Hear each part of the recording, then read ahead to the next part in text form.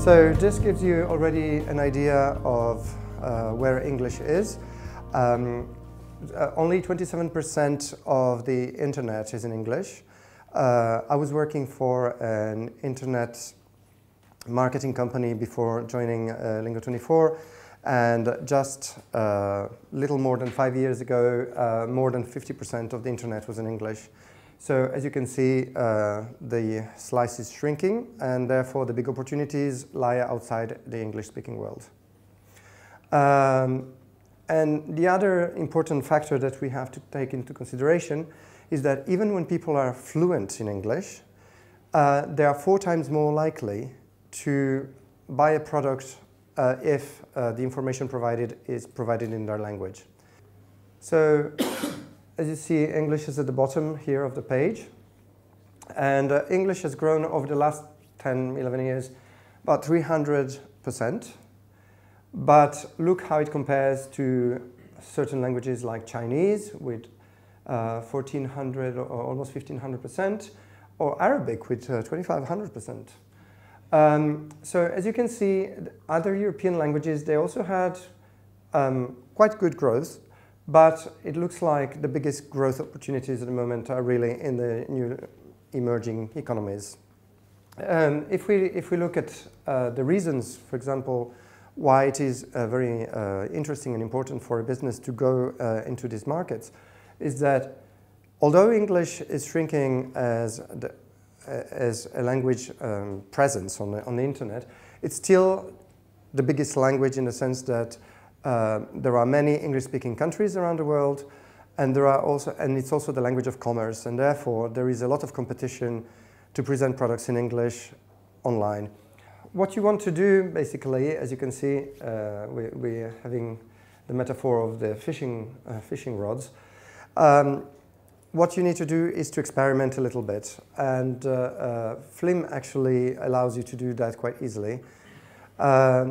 You want to try a few markets and see which ones respond best to your sales pitch. There are some simple ways of doing it. You can start with a very small microsite, and that will help you to see how that market reacts to your product. And if you do that in several markets, then you will then only develop further the ones that seem more interested and successful. And it doesn't cost too much, but the ROI tends to be very high. This is data that we got from the Localization Industry Standards Association, which is an American association of localization.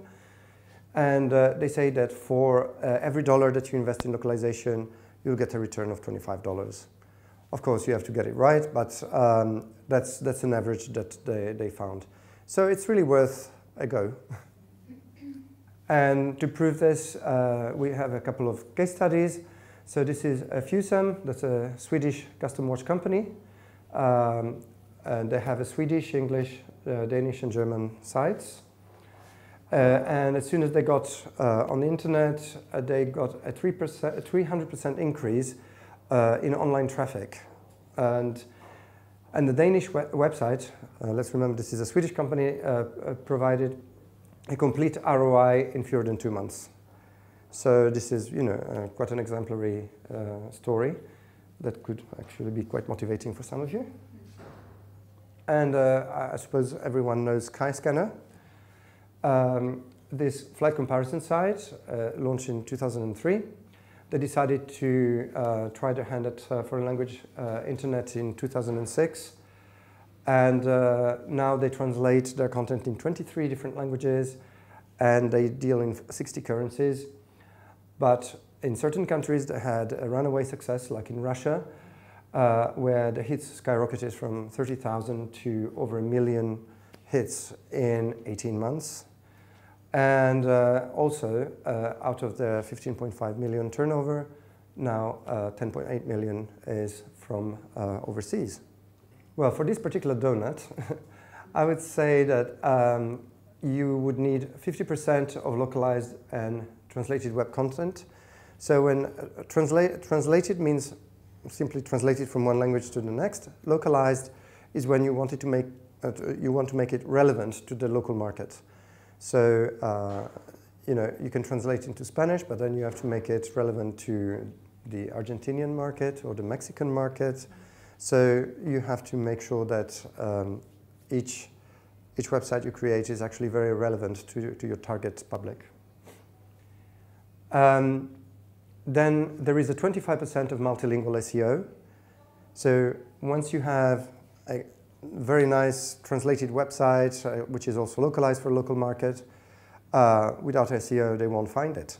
So you will need to make sure that you go through a thorough SEO strategy and to try and promote your website and to get as much traffic as possible onto your website. We'll see that a little bit more in detail in the next slide. Then the other elements are 10%, it's a country domain. What happens is that people, when they're searching for products and for brands, they tend to trust more those that have the country domain of their country. Maybe because they feel it's more familiar or that it's really addressed to them. And as we said, keyword research, there was the example of Volley low cost, but there are also other things. I mean, in Argentina, for example, if you say bombacha, apparently it means it's a type of trousers that they wear in the country and it's buttoned at the bottom. In Spain, it's a type of female underwear. So it is Spanish in both cases, but you have to be really careful, But think in English as well, the difference between biscuit and cookie, or cell phone and mobile phone, and all that, Okay, so as we said, local knowledge is imperative. There is another aspect that is very important. You have to be aware that Google is not universal. It is present basically everywhere, but there's no point in being number one on Google in China because 82% of the Chinese market is served by Baidu, which is their search engine. Same applies to Russia, where Yandex is the main search engine, and there are a couple of other countries that have similar exceptions. So these are things that you will have to be really careful about when you're going out there.